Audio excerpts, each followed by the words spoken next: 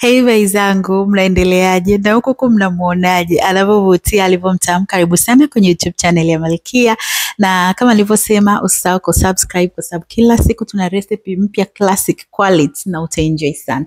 So leo tunampika whole roasted chicken, ni mtamu mno. So step namba 1, tunaanza kwa kumarinate. Kwenye bakuli tunaweka kijiko cha chai cha chumvi, kijiko kikubwa paprika, kijiko cha chai pilipili manga, vijiko viwili vya chakula vikubwa vya chicken masala. Changanya vizuri kisha tunaweka pembeni.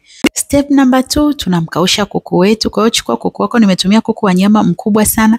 Nimempata Mash Farms Instagram, nimemtag, unaweza kumcheki, anauza kuku wakubwa sana wa nyama, na tutamkausha kwa kitchen towel. Baada ya kukamsha, tutapitisha vidole kama hivyo kumwachanisha hiyo ngozi yake kwa mbali ili viungo viingie vizuri kwa ndani. Utafanya hivyo kwa mbele pamoja na nyuma, usibandue, unaingiza tu vidole kuachaniza kwa sababu ni mlaini. Na baada ya kumwachanisha vizuri, sasa tutachukua vile viungo vyetu, tutampaka nje pamoja na ndani ya ngozi. Hii ni kufanya kwamba ladha inaingia mpaka kwenye nyama kwa ndani. Tukisha mpaka vizuri, tutampaka pamoja na mafuta pia vizuri, alafu tutamarinate kwa masaa 2 mpaka 3. Kama una muda unapika kesho, unaweza pia ukamarinate usiku mzima, pia ni sawa, na atakuwa na ladha nzuri mno na utafurahia.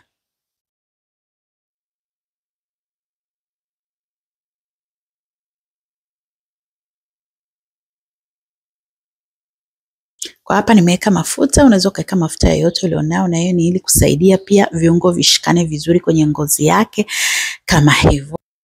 Na baada basi ya kufanya hivyo, mimi nitakamulia pia limao kwa kule ndani kwa sababu ninapenda sana any barbecue that I make.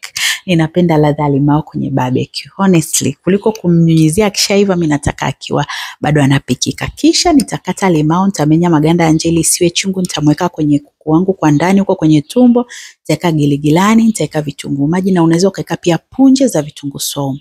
Alafu utachukua kamba ya jikoni, sijui kama mnazo, lakini kamba yote tu unaweza kutumia ambayo haiungui. Utamfunga kuku wako miguu kama hivyo. Tunamfunga miguu ili alete muonekano mzuri, maana ukimwachaniza akiiva anakuwa amejitanua, hapendezi. Tutamweka kwenye bakuli, afu tutachukua vile vipapatio tutavilaza nyuma ya mgongo ili inavyoendelea kuiva vile vipapatio visiungue kwa nje. Baada hapo tutachukua bata, nimetumia Lato butter unsalted, nitaingiza kwenye ngozi yake hivyo na kwenye tumbo, nitaweka na kwa pembeni kwa ajili ya mboga. Kama hauna bata sio lazima, unaweza tu ukaacha. Hapa nitaandaa mboga zangu, nitatumia carrot, hoho, vitunguu maji pamoja na viazi, nimekata vikubwa vyote. Nitaweka mafuta ya kupikia, nimetumia olive oil, unaweza kutumia yoyote, chumvi pamoja na pilipili manga.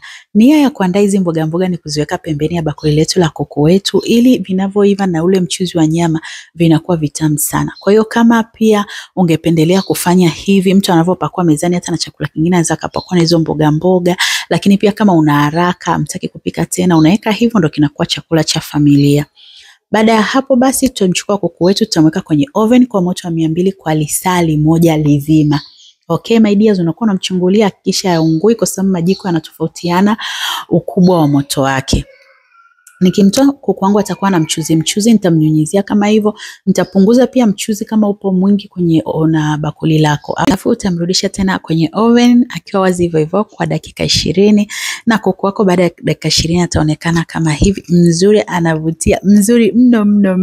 Imagine serving this kwenye meza yako ya Pasaka, watu wakafurahia, kila mtu akajichotea kakipande kake hapo kazuri, akampani na vyakula vingine, utafurahia sana. Natumai umejifunza, utaenjoy. Nikukumbusha usisahau subscribe, and this is our cook.